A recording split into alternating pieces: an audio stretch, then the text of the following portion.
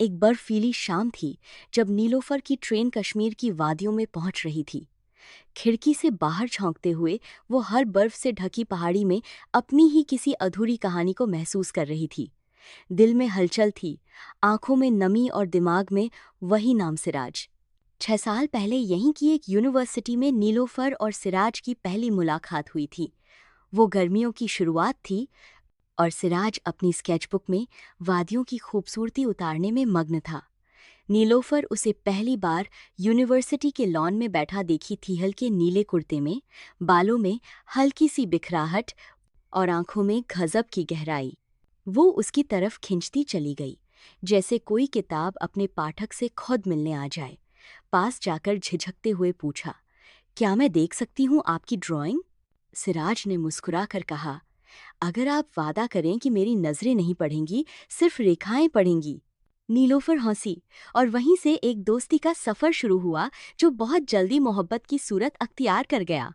उनकी मोहब्बत लाउड नहीं थी, न चिल्लाकर कहा गया आई लव यू, और न ही किसी फैंसी डेट की जरूरत पड़ी। वो एक दूसरे की खामोशियों में सुकून ढूंढ लेते थे।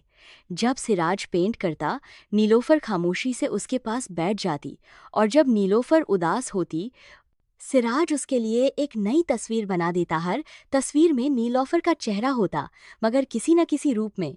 कभी पेड़ की शाख पर बैठी परिंदा, कभी झील में उतरती परछाई, कभी पहाड़ी पर अकेली खड़ी लड़की।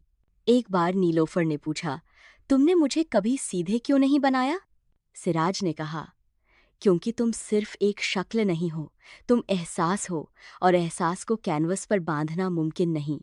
फिर एक रोज वो वक्त आया जब सिराज ने उसे पहाड़ी झील के किनारे बुलाया।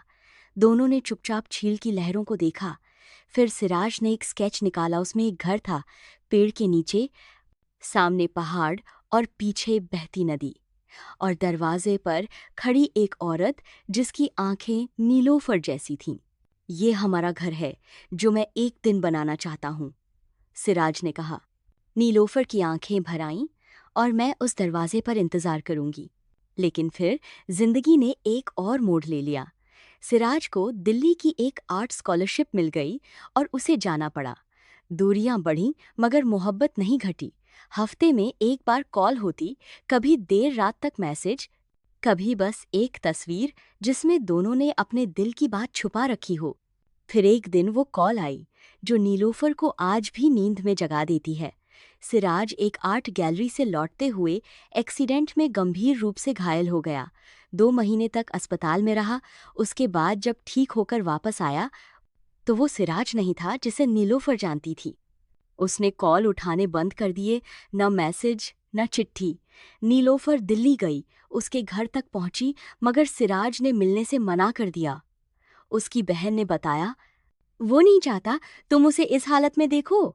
वो अब पेंटिंग नहीं बना सकता, उसका हाथ अब ठीक से काम नहीं करता।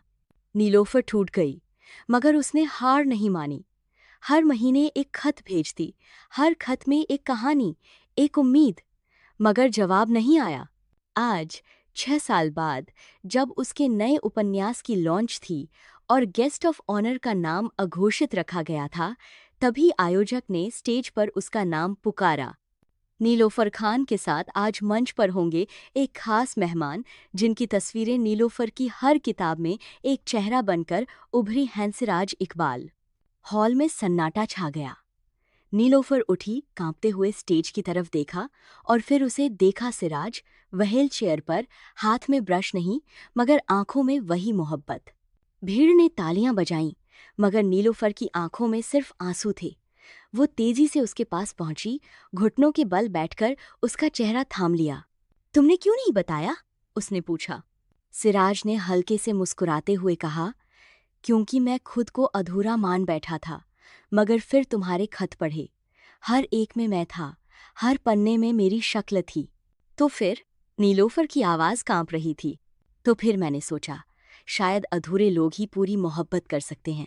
स्टेज पर लोगों ने खड़े होकर तालियां बजाईं और नीलोफर ने माइक लेकर कहा, ये मेरे शब्दों की कहानी नहीं है, ये उस लड़के की कहानी है जिसने मुझे मेरी तन्हाई में भी मुकम्मल महसूस कराया। आज मेरी हर कहानी में सिराज है, और आगे की जिंदगी में भी वो रहेगा सिर्फ एक किरदार नहीं, मेरी रूह बनकर। उस शाम कश्मीर की बर्फ में दो दिल फिर से एक हुए, बिना किसी शोर के, बिना किसी नाम के, बस एक रूहानी सुकून के साथ। और वहीं पास में सिराज की बहन ने एक स्केचबुक रखी थी। अंदर आखिरी स्केच था, जिसमें दरवाजे पर एक औरत खड़ी थी और सामने एक लड़का व्हीलचेयर में बैठा मुस्कुरा रहा था। नीचे लिखा था, तू अब भी वही है और मैं भी। मोहब्बत ने हमें बदला नहीं, सिर्फ करीब कर दिया।